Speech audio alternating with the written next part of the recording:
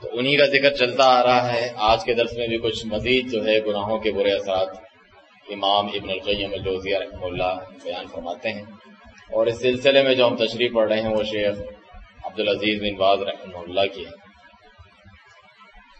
فرماتے ہیں منہا مکر اللہ بالماکر، گناہوں کے برے اثرات میں سے یہ ہیں کہ جو مکر کرنے والا ہوتا ہے، مکر فریب کرنے والا ہوتا ہے، اللہ تعالیٰ اس کے ساتھ مکر کرتا ہے. آپ کہیں گے اللہ تعالیٰ کے لیے مکر کا لفظ کہ اللہ بھی کوئی مکر کرتا ہے، اس کا مطلب اللہ تعالیٰ چال چلتا ہے، خفیہ تدبیر کرتا ہے کہ اس کے ہی سر پر الٹ جاتی ہے.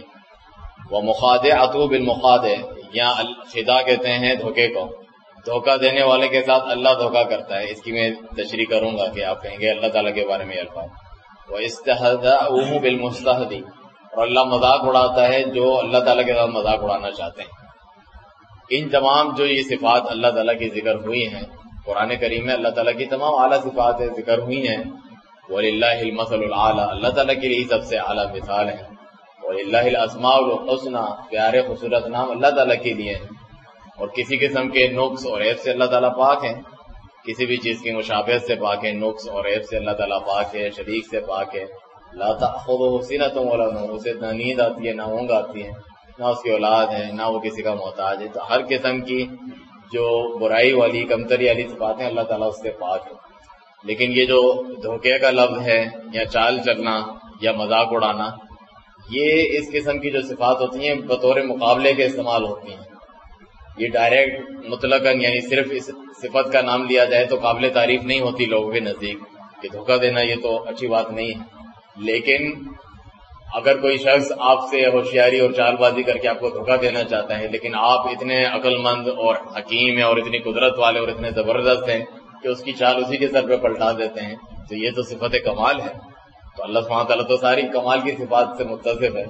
تو وہ سمجھتے ہیں اللہ سے مذاق کر رہے ہیں، اللہ ان کو ڈھیل دیے رکھتا ہے منافقوں کو، اور آخرت میں ایسا پکڑتا ہے یا دنیا میں بھی پکڑ آ جاتی ہے کہ وہ حیران رہ جاتے ہیں کہ یہ کیا ہو گیا ہمارے ساتھ. تو یہ گویا کہ مذاق اڑایا گیا اللہ تعالیٰ کی طرف سے ان کا، تو اس کے بدلے میں کیا گیا تو یہ صفت کمال بن گئی. صرف ایسے ہی اللہ تعالیٰ کی صفت نہیں بن گئی، جبھی اللہ تعالیٰ کے پیارے نام اور صفات کے تعلق سے جو قرآن و سنت کے مطابق عقیدہ اور اصول ہے، اس میں یہ بھی ہے کہ اس قسم کی جو صفات ہوتی ہیں جو بطور مقابلہ اللہ تعالیٰ وہ مکر کرتے ہیں، اللہ نے ان کے ساتھ چال چلی، اس کو اللہ تعالیٰ کا نام نہیں بناتے ہیں لوگ. الرحمن الرحیم تو اللہ تعالیٰ کا نام ہے، الحکیم بھی اللہ تعالیٰ کا نام ہے کہ وہ یہ تمام کام کرتا ہے، القادر المقتدر یہ ساری صفات ہیں. لیکن الماکر، کیونکہ مکر کی صفت سے نام کیا نکلتا ہے؟ الماکر، مکر کرنے والا. تو یہ کوئی صفت کمال نہیں ہے، نیا یہ اللہ تعالیٰ کا نام ہے کہ ہم اللہ کو الماکر قرار دینا یا المخادع دھوکہ دینے والا یا مستہزی مذاق اڑانے والا، کیونکہ یہ بطور مقابلے کے بیان ہوئی ہے. اور اصول یہ ہے کہ اللہ تعالیٰ کی جو پیاری صفات ہیں ان میں سے اپنی مرضی سے نام نہیں نکال سکتے آپ.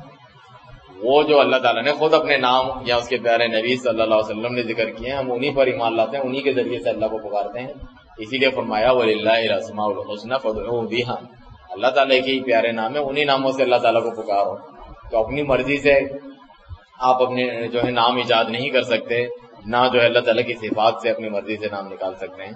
تو یہ اللہ سبحانہ تعالیٰ کی کمال صفت ہے کہ جو اس سے چال چلنا چاہتا ہے اللہ تعالیٰ اس کے ساتھ چال چلتا ہے، اس کے سر پہ اس کی چال پلٹا دیتا ہے.